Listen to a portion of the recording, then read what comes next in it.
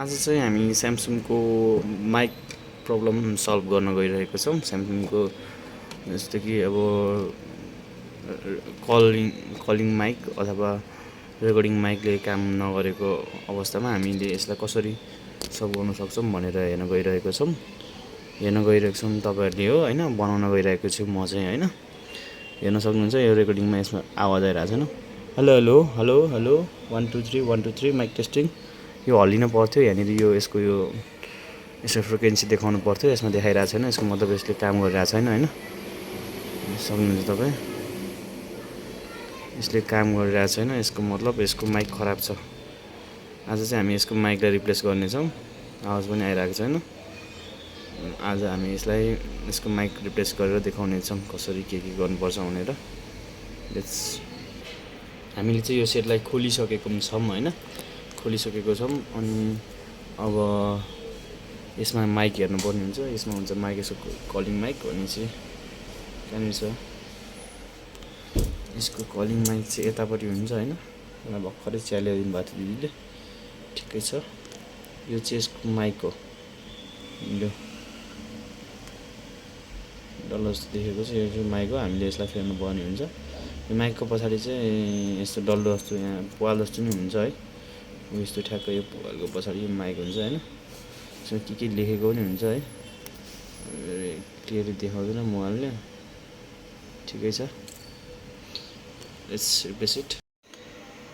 यसको माइक निकाल्नको लागि हामीले यो सब पिसिबीलाई हामीले पिसिबी स्ट्यान्डमा राखिसकेको छौँ।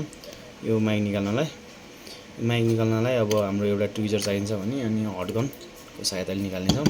हटगनको चाहिँ हाम्रो यो पहिला यो पछाडिको टुपी यो थियो होइन, पाइप थियो। अहिले हामीले यो सानोमा चेन्ज गरेको छौँ किनकि यसको एरिया सानो हुन्छ नि त माइकको। हटगनको माइक झिक्दाखेरि अरू कम्पोनेन्टहरूमा असर नजाओस् भनेर हामीले त्यो सानोवाला राखेको हौँ होइन। ठिकै छ। बिस्तारै अब हामी यसलाई चेन्ज पनि गर्नेछौँ यो माइकलाई। हामीले यो माइकलाई चाहिँ हटगन र ट्विजरको मद्दतले निकालिसकेको छौँ। यही रहेको छ माइक होइन। यहाँ थियो यो हटगनले हिट गरेर अलिअलि हिट गरेर निकालिदिइसकेको छौँ। अब नयाँ माइक राख्नुपर्छ यसमा। नयाँ माइक मैले लिएर आएको छु, यही हो। यसमा अब अलिअलि प्रिन्ट लाएर, माइकमा अलिअलि प्रिन्ट लाएर अनि यसमा राखिदिने हो, पेस्ट गरिदिने हटगनको सहायताले नै। मैले आइरनको सहायताले यसमा यो माइकमा नि अलिअलि प्रिन्ट लगाइसकेको छु। हेर्न सक्नुहुन्छ तपाईँहरू यो आइरनको सहायताले होइन। आइरनको सहायताले मैले अलिअलि प्रिन्ट लगाइसकेको छु। धेरै नि हुनु पर्दैन, थोरै मात्रै आइपुग्छ होइन। यस्तो थोरै भयो भने लगाइसकेको छु मैले। अब यसलाई हामीले यहाँनिर माथि राखेर ठ्याक्क मिलाएर राखेर हटगनले हिट हान्नेछौँ। अब मैले यसमा यो गरेको चाहिँ भिडियो किन नदेखाएको भने मसँग स्ट्यान्ड छैन नि त। अब स्ट्यान्ड किन्न त हुन्थ्यो। अब छन त छ मेरो पसलमा होइन, उता पारी भयो क्या। यो म यतापट्टि अर्कै ठाउँमा पार्ट टाइम गर्छु होइन, त्यहाँ आएर यो काम गरिरहेको छु। त्यही भएर आफ्नो पसलमा चाहिँ थियो होइन, त्यहाँ भएर कसरी गरेँ भने देखाउँथेँ। पार्ट टाइम गर्ने ठाउँमा नभएको कारण देखाउनु नपाएको हो होइन। त्यसको लागि माइन्ड नगर्नु होला। म जस्तो त्यो पनि ट्राई गर्छु यतापट्टि अड्काएर है। यसो देखिन्छ कि अलि चाँडै लडेको है, केही छैन। जस्तो देख्नुहुन्छ त्यस्तो हेर्नु होला होइन।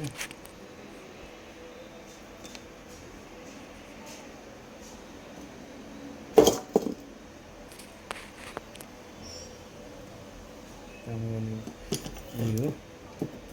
ल्या मैले माइक झारेँ होइन, मैले बिर्सिसकेको छु। केही छैन, म माइक टिप्छु पहिला।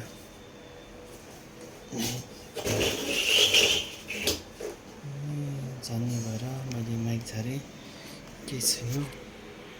स्टप गरेर माइकको मैले कति खोजेको है, भेटिनँ है त्यसलाई, त्यो खसेकोलाई। त्यही भएर मैले फेरि अर्को झिकेर यसलाई गर्ने निदो गरेँ।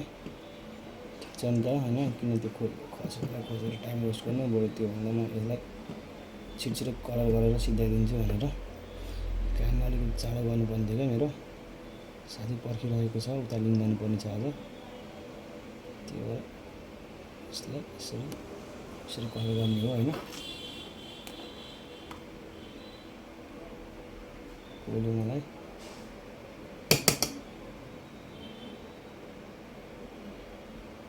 कलर गरिदियो दुईपट्टि माथि अलिकति अब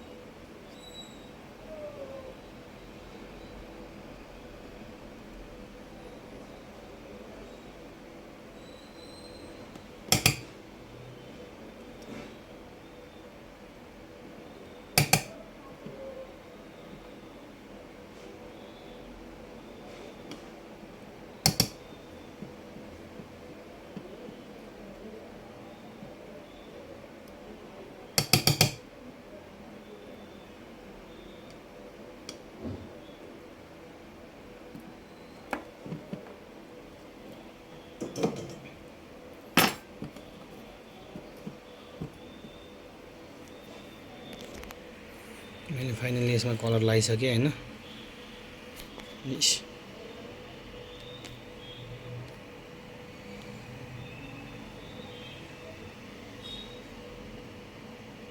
अब यसलाई पेस्ट गरिदिने यता।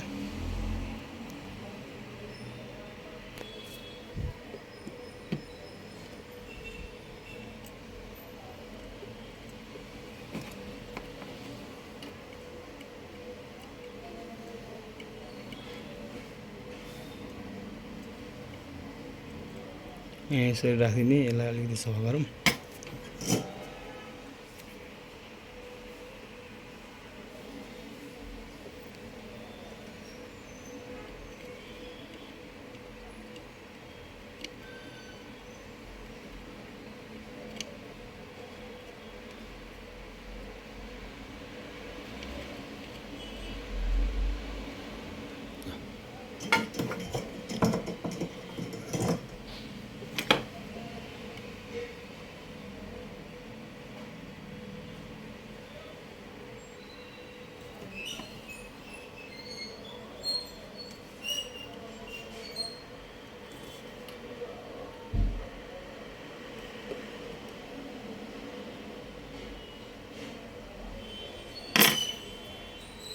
त्यसलाई यहाँ पेस्ट गरिदिएँ।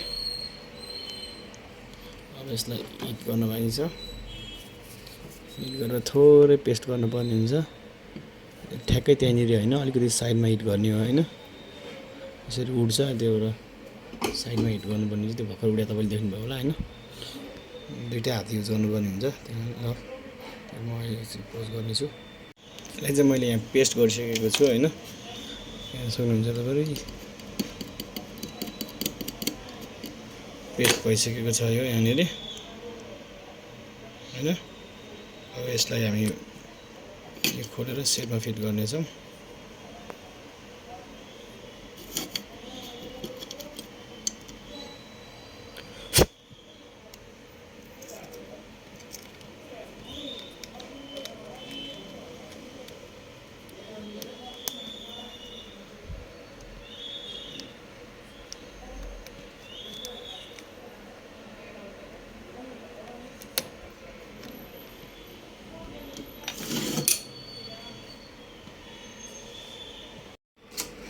सबै काम सकिसकेपछि यो यसलाई हामीले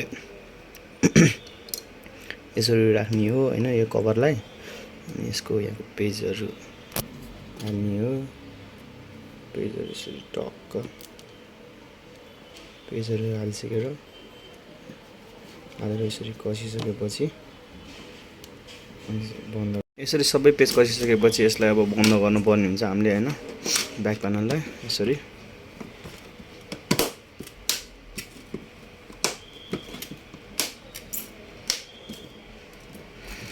ब्याक प्यानललाई ब्याक प्यानल बन्द गरिसकेपछि अन गरौँ सेटलाई। सेट पनि अन भइसकेको छ। यसको सिम र सिम ट्री नै हालिदिउँ यसमै होइन।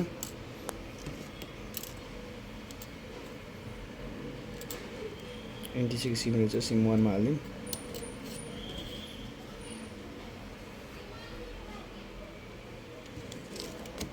सिम पनि घुसाइदिएँ।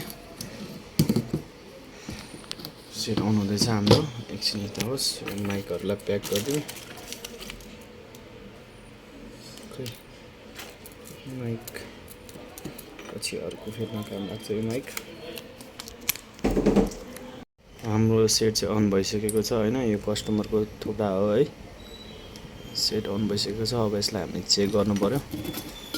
अघि यहाँ फ्रिक्वेन्सी पनि देखाइरहेको थिएन।